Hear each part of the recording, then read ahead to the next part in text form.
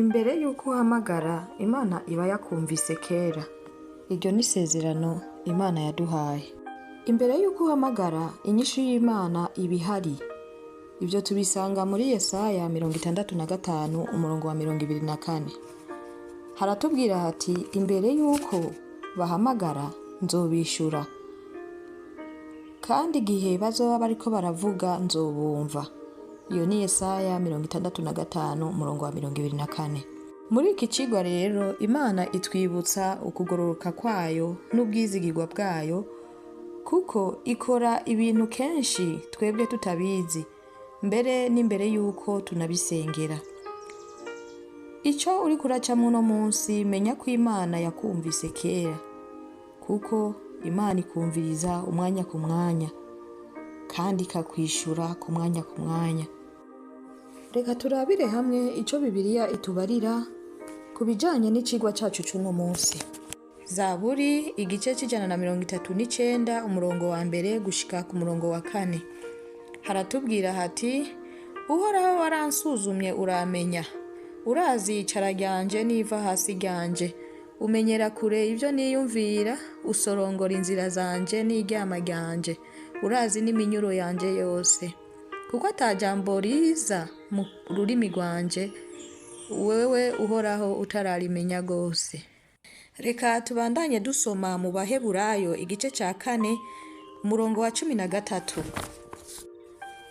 Haratubwira hati kandi imbere yayo nta caremwe gihishijwe, ariko vyose vyambaye ubusa, biragaragara imbere y'inyonga zizotubaza ivyo twakoze.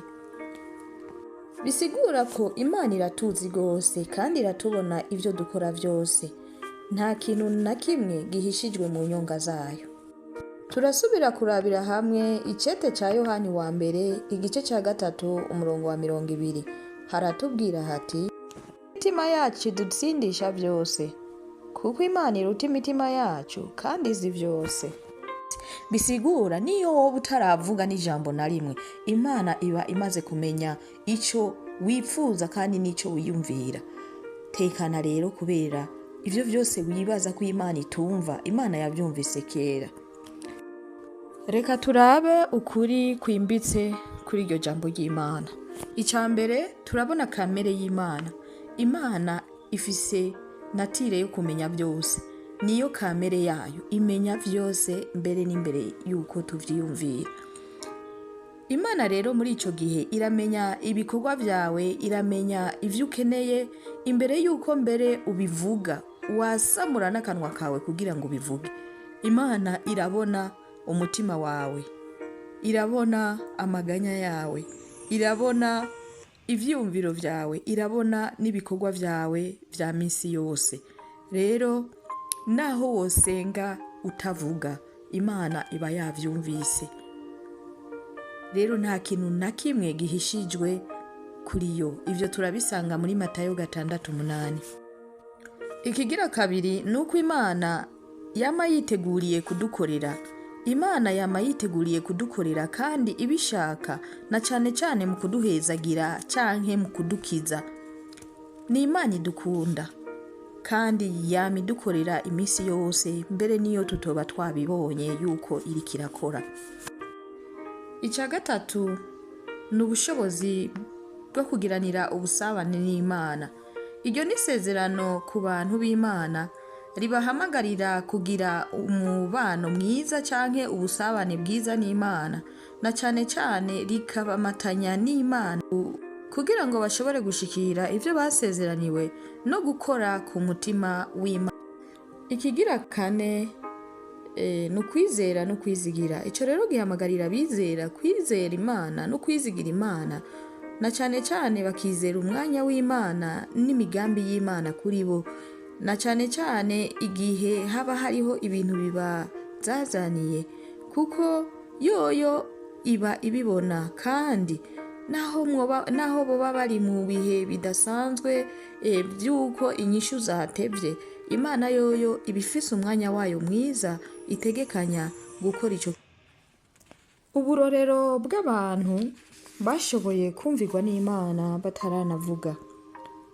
Imana rero irishura canke igahaguruka ikaza gukiza umuntu n'imbere yuko asenga canke avuga canke imbere yuko uniyumvira nuko ico kintu gikeneye.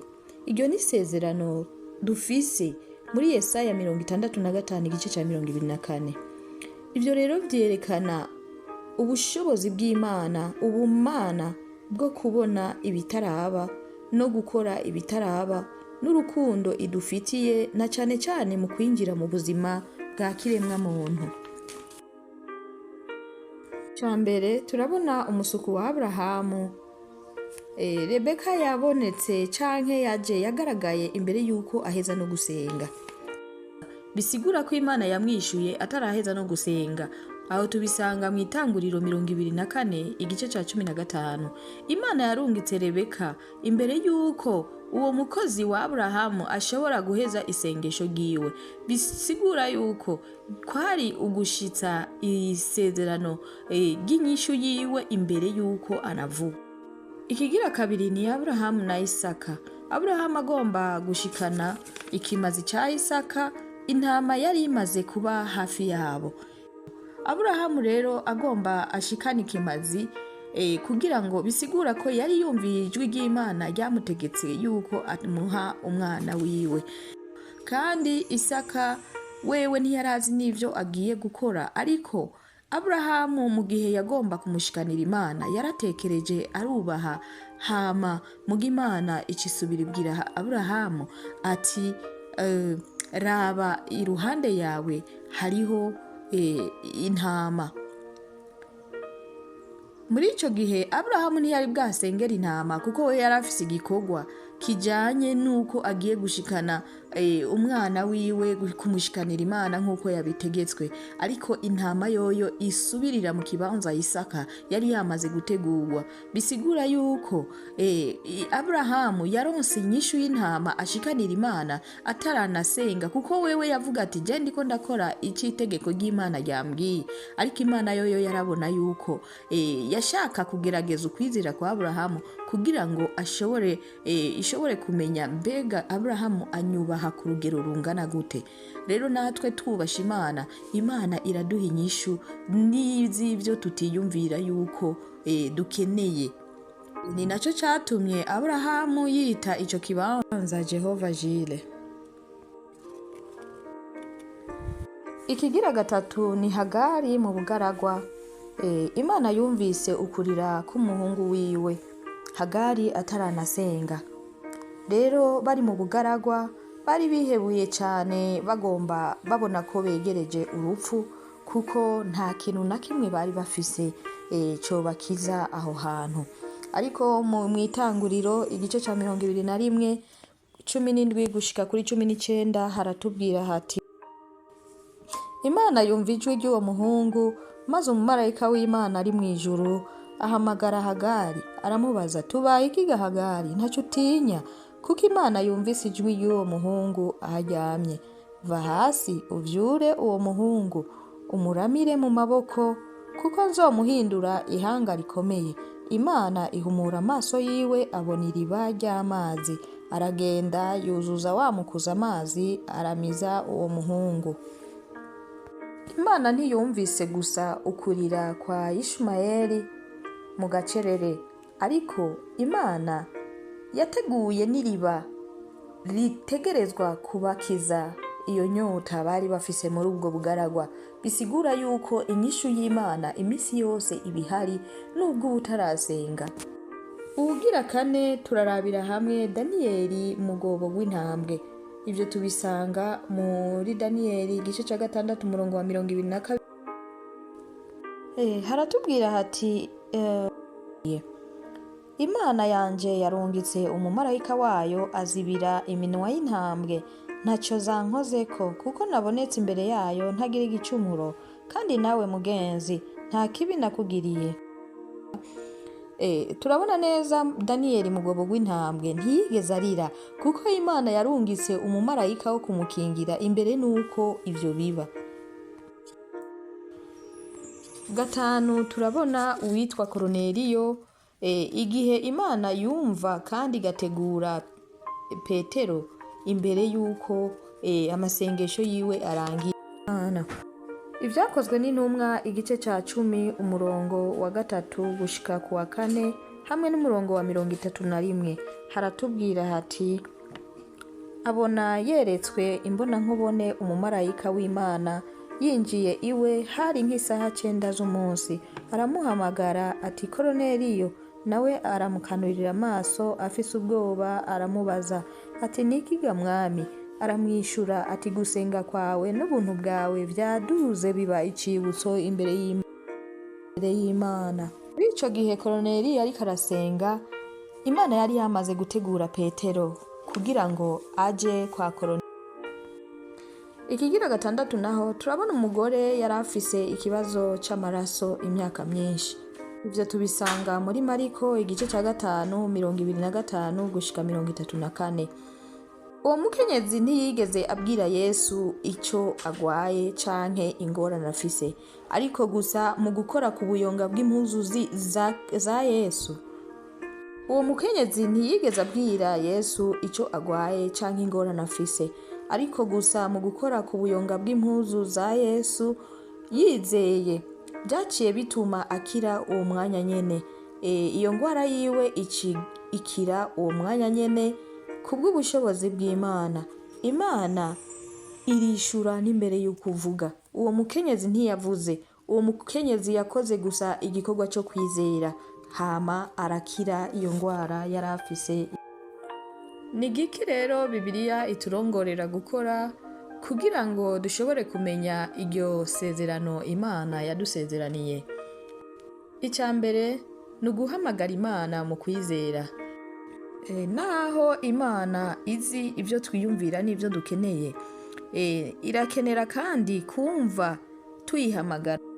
Ibyo tubisanga muri Yeremiya 33 umurongo wa 3 haratubwira hati mpamagara ndakwitaba nkwereke ivyikinze n'ivyo utari bwabone. Ntugume unumye rero, ntugume ufise ubwoba, ntugume ufise isoni.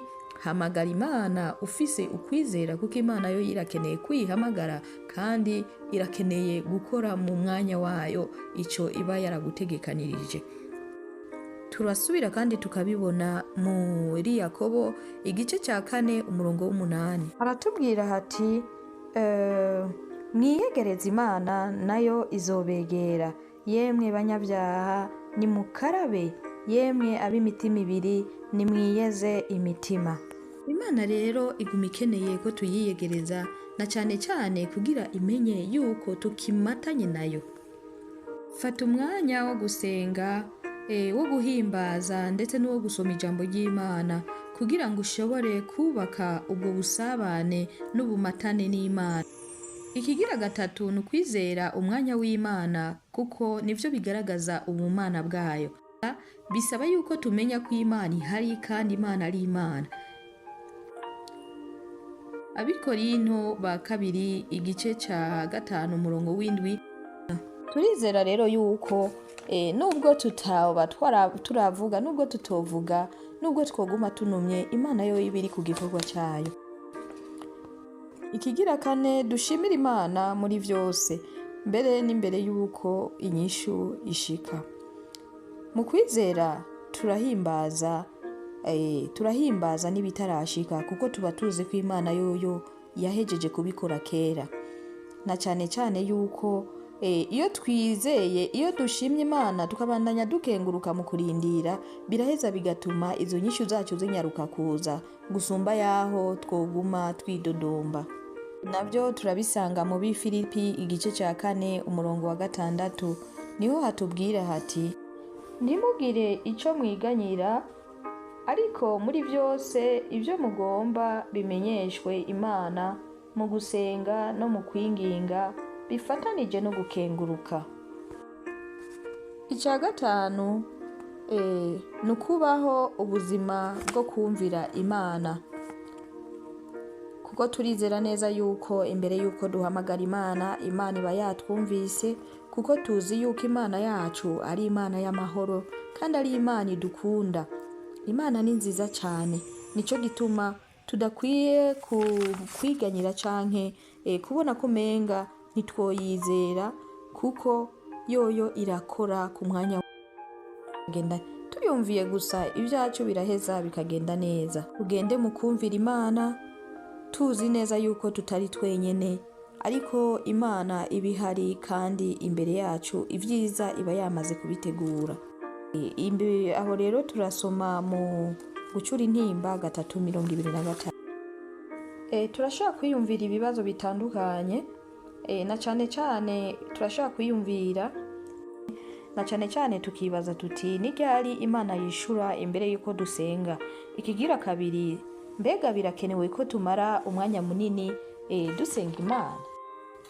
Ikigira gatatu, none twoba twizera inyishu y'Imana mu gihe tutarabona inyishu? Ikigira kane, none twobandanya dushima mu kurindira?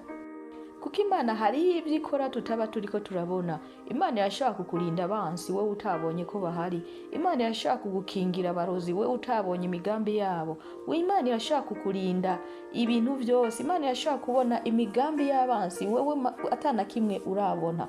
Nico gituma tuvuga tuti iyo tugumanye ubusabane n'Imana, Imana iratubona kandi ikatugirira neza, naho tuba tutarasamura kanwa ngo dusenge canke ngo tugire icyo tuyibariye.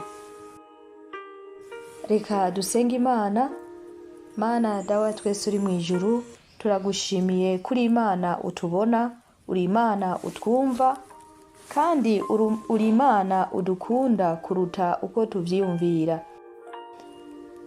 Imbere yuko tuvuga n'ijambo na rimwe dukoresheje indimi zacu, uba wamaze kutwumva, kandi niyo tuba tutarafukama ngo dusenge, uba wamaze kubona ibyo twiyumvira n'ibyo dukeneye cyawe.